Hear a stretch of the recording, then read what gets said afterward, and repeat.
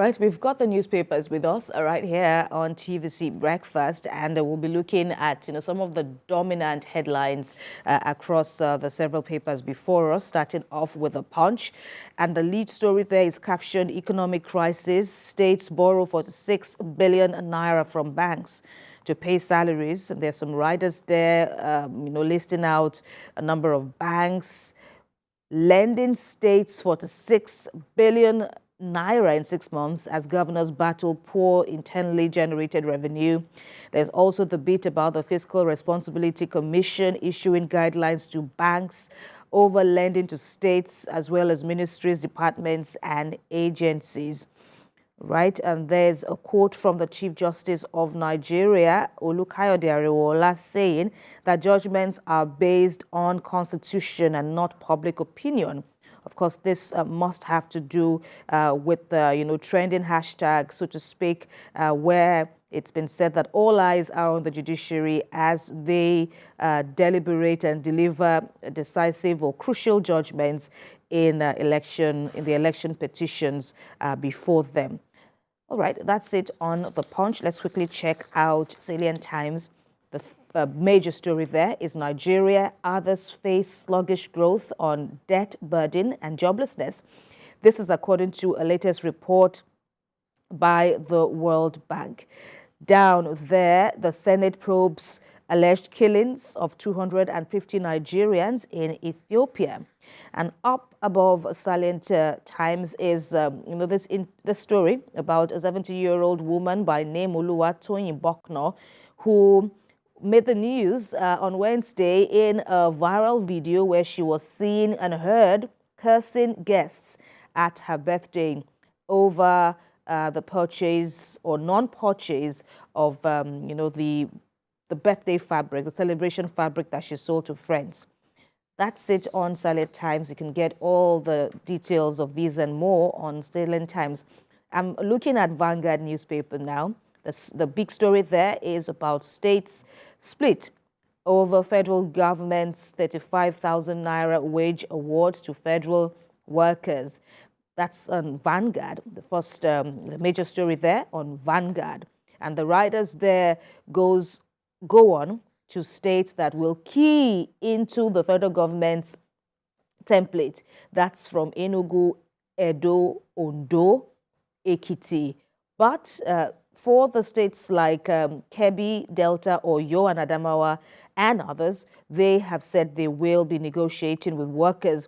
But for Niger State, Vanguard is reporting that the federal government cannot dictate to them what they will pay. And some other stories there. Presidency and Atiku disagree over certificate that the president, Bola Tinubu, submitted to INEC. 22 drown as boat capsizes in Niger State. 6 bodies recovered. And the court-martial declares Major General guilty of $1.476 million theft. And CJN to judges, we must rise above temptations and trials. Let's check out Daily Trust now. Farmers, varsity students abducted in Borno and Katsina states. Governor of Taraba State begging army chief to save the state from bandits, just as members of the House of Representatives ask army police to deploy personnel to Katsina State. Daily Trust also goes on to talk about flood displacing 563 persons in Adamawa State, and that hazy weather unsettles drivers, asthmatic patients in Maiduguri. Also, e-ticketing delay threatens 22 billion naira revenue on Lagos-Ibadan Itakba trains.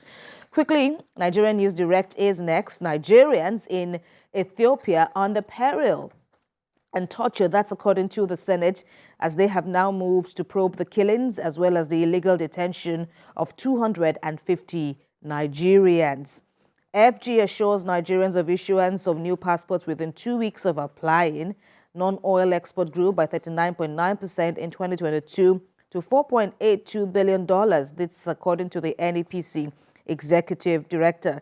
And there is some feedback from the presidency, as stated on Nigerian News Direct, with the president's spokesperson saying that Bola Tinubu's certificate is not fake. This and more on Nigerian News Direct. Finally is Daily Independent. The U.S. Consul General is given reasons on why coups are sweeping across Africa. Will Stevens, there identifying sit-tight attitude of some leaders in Africa as a major cause of the worrying political instability in the continent. Some other news there made it to the front page of Daily Independent. We are focused on development and not Tinubu's academic records. This is according to the Minister of Foreign Affairs, Yusuf Tuga. Senate probes alleged killing of Nigerians in Ethiopia, and IOC's divestment shows indigenous firms have come of age. This is according to the Nigerian Content Development and Monitoring Board. Theophilus. We'll move to the Guardian newspaper here. It says, crisis looms in varsities over mass exodus of lecturers. And we have a breakdown of the IPPIS salary payments based on Konua's 2 of 2019. Moving on, beware of landmines. CJN Ariwola wants new Federal High Court judges. Gunmen abduct 5 female undergraduates in Katsina. Tragedy in Senate as journalist dies. Ministerial nominee slumps during screening. That's the story in the Guardian newspaper. We move to Business Day. Uproar in oil sector after NNPC favors MRS AA Ranu again. That's in Business Day. Nigerians tap 208 billion naira pension savings as job crisis worsens. We move to First Nigeria. Chicago University presidency breaks silence. Insists Tinubu certificate not fake. Says varsity confirmed president didn't submit fake academic results to INEC. Argues no person can forge a certificate he already possesses. As ex-APC deputy spokesman Frank begs US, EU, AU, UK to prevail on Tinubu to vacate office. Okay. We'll move to the Daily Times this morning. It says here, Chicago State University certificate. Presidency opens up. Waves off claim of forgery against Tinubu. The writer says you cannot forge what you have. Asorok says the certificate presented to INEC, not from us, says CSU official. I joined gang at 7, killed 6 persons, 14-year-old confesses. International passports to be ready within 2 weeks, according to federal government. The Daily Sun says, tragedy at Senate's Kaduna ministerial nominee slumps while being grilled by senators. Journalist collapses in NAS dies, 3 nominees confirmed.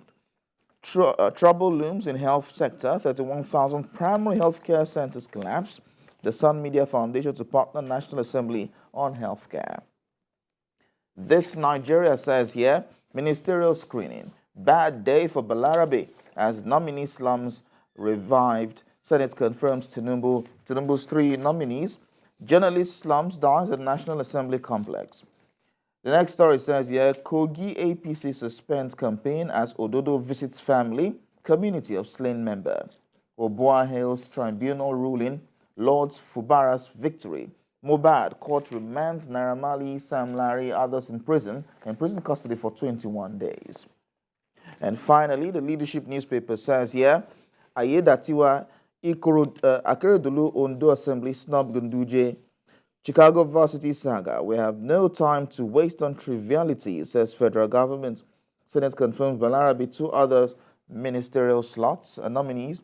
World Bank tasks Nigeria, others on stability, job creation. That's in the leadership newspaper this morning. Theophilus, we've got, so many headlines, understandably so, from the papers that we have seen before us, that is here. But I'm looking at Daily Sun. The biggest story on Daily Sun, which also is reflected in some other papers this morning, is on the tragedy that occurred at the Senate. The news wasn't just that a ministerial nominee, that's Balarabe Lawal, the secretary to the Kaduna State government, slumped during his screening, but there was a tragedy that occurred as a journalist collapsed. A journalist from Tribune newspaper, Tijani Adeyemi, he slumped. Yeah. We understand that he suffered from a cardiac arrest, in the NAS vehicle, and by the time he was rushed, for medical care, he died, and he's since been buried according to Islamic rites. But, condolences have been pouring in from the Senate leadership, from the National Assembly leadership, as well as from several other coaches, attesting to his hard work, to his grit, to his professionalism on the job. And it just goes on to show you some of the rigors of the profession that we are in. You know when you close, or you know when you resume, but you don't know when you close. when you close. Because breaking news can break at any time, and so if you've had a prior appointment, you might have to cancel it because of that breaking news. And it's while we sympathize with the families of the victim, the journalist that died, it's also an eye opener to a whole lot of us who do not take out time to rest as journalists, because the profession is quite demanding. No matter what, there should always be a time and a place for rest, and giving your body, listening to your body. Of course, information is still sketchy at this point now, but our hearts are with the management and staff of the Nigerian Tribune, as well as the family of Tijani Adeyemi. We pray that God rests his soul. All right, that's it. There's so many other, stories that we could have spoken about. Thankfully, Mr. Lawal is fine. He had apparently suffered from exhaustion and fasting. There's also the worrying story about 250 Nigerians who are at risk of being killed in Ethiopia. The Senate has now, gotten wind of the story and said that work will definitely commence, and urged all relevant agencies to, work out what is happening in Ethiopia. Nigerians are at risk of starvation, torture, and the likes. And, so we expect some more action, some needed action in that and all other areas.